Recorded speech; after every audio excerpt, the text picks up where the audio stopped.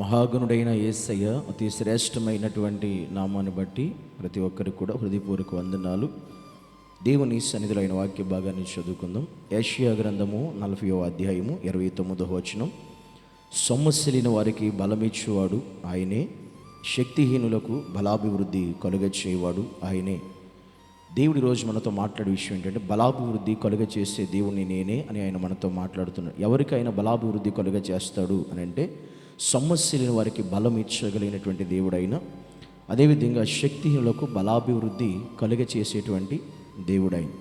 దేవుని సన్నిధిలో ఆయన వాక్యము సెలవిచ్చిన రీతిగా, దేవుడు మనతో మాట్లాడుతున్న రీతిగా, సొమ్మసిల్లిన వారికి బలం ఇచ్చేవాడు ఆయనే. ఎవరైతే దేవునిలో ఉన్న బిడ్డలు, ఎవరైతే ఆయన కలిగిన వారు కొన్ని సందర్భాల్లో సొమ్మసిల్లిపోతారో వాళ్ళందరినీ కూడా తిరిగి బలమిచ్చి నిలబెట్టి స్థిరపరిచి నడిపించగలిగే దేవుడు ఆయనే. శక్తిహీనులకు అనగా తమ శక్తిని కోల్పోయే వారికి, తమ బలాన్ని కోల్పోయే వారికి, తమ సామర్థ్యాన్ని కోల్పోయే వారికి కూడా ఆయన శక్తినిచ్చి నడిపించగలిగిన వాడు ఆయన ఒక్కడు మాత్రమే. ఈ లోకంలో మనుషులందరూ బలహీనులే, ఈ లోకంలో ప్రతి మానవుడు బలహీనుడే, కానీ దేవుడు ఒక్కడు మాత్రమే బలవంతుడు అనే విషయాన్ని మానవులుగా మనం తెలుసుకోవాల్సిన విషయం.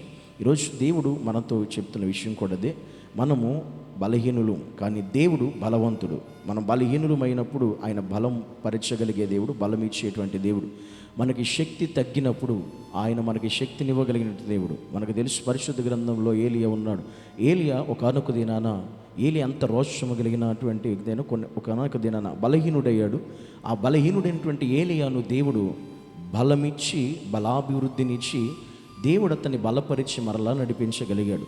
కొంతమంది శక్తిహీనులుగా మార్చబడినప్పుడు కూడా పేతురు అనబడే వ్యక్తి దేవునితో ఉండి, దేవునితో కలిసి తిరిగి, దేవునితో కలిసి పరిచయం చేసి అన్నీ చేసి ఆ శక్తి యొక్క ప్రభావం ఏంటో ఎరుగక కొన్నిసార్లు తన శక్తిహీనుడిగా ఉన్న దినాల్లో దేవుడే తన పరిశుద్ధాత్మ శక్తినిచ్చి నిలబెట్టి నడిపించినట్లు మనం చూస్తాం. అలాగే మన ఆధ్యాత్మిక జీవితంలో మనం బలహీనులమైన మనం బలపరచగలిగే దేవుడు మన యేసయ్య. మన శక్తిహీనతలోనికి వెళ్ళినా మరలా తన శక్తిని మనకిచ్చి నడిపించగలిగేటువంటి గొప్ప దేవుడు మనకున్నాడు కనుక మనము ఆ దేవునిలో ఉన్నంత వరకు మనం బలహీనులం కాదు.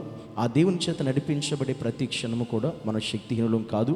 ఎందుకంటే ఆయన మనల్ని బలపరుస్తూనే, తన శక్తిని ఇస్తూనే, నడిపిస్తూనే ఉంటాడు. ఎక్కడ కూడా ఎప్పుడు కూడా మన జీవితంలో మనం అలసిపోయినా కూడా, సొమ్మసిల్లినా కూడా, బలహీనులమైన కూడా ఆయనే మన పక్షంగా తన ఆత్మచేత నడిపించి బలపరచగలిగినటువంటి గొప్ప దేవుడు ఈరోజు మనం కలిగి ఉన్నాం కనుక మనం ఎప్పుడు బలహీనులో అప్పుడు ఆయన బలపరుస్తుంది. అదే పౌలు చెప్తున్న విషయం కూడా మనకు తెలుసు. పౌలు అంటాడు కూడా, నేను ఎప్పుడైతే బలహీనున్నో అప్పుడు బలవంతుని అంటాడు. ఎలా తెలుసు పౌలుకంటే ఈ అనుభవం పౌలుకు ఉంది కనుక, నేను ఎప్పుడు బలహీనం అయిపోతున్నాను అప్పుడు నా దేవుడు నన్ను బలపరుస్తున్నాడు అని అర్థం. మనం కూడా అంతే. మనం ఎప్పుడు ఆయనలో ఉండి బలహీనులమైన మన యేసయ్య అద్భుతంగా, ఆశ్చర్యకరంగా, ఉన్నతంగా, మహిమకరంగా మనల్ని బలపరిచి తన శక్తిని మనకిచ్చి మనల్ని అద్భుతంగా నడిపించే గొప్ప దేవుని కలిగినందుకు మనం ఆనందించాలి, సంతోషించాలి. ఆయన ఘనమైన నామాన్ని హెచ్చించేవారుగా మనం ఉండాలి. అట్టి కృప దేవుడు మనకి ఇచ్చినందుకే మనము ఆయనకి ఎల్లప్పుడూ కృతజ్ఞులమై ఉన్నాం.